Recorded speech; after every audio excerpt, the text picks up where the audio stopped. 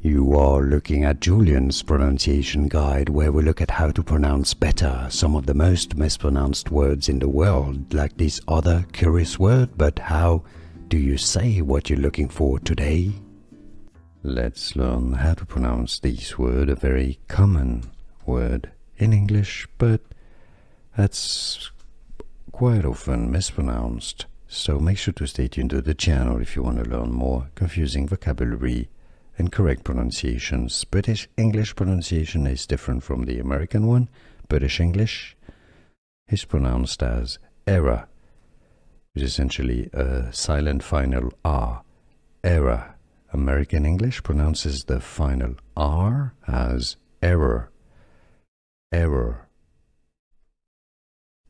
Let's learn how to pronounce this word, a very common word in English, but that's quite often mispronounced. So make sure to stay tuned to the channel if you want to learn more confusing vocabulary and correct pronunciations. British English pronunciation is different from the American one.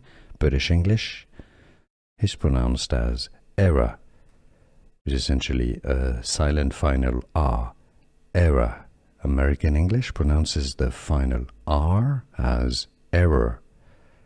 Error.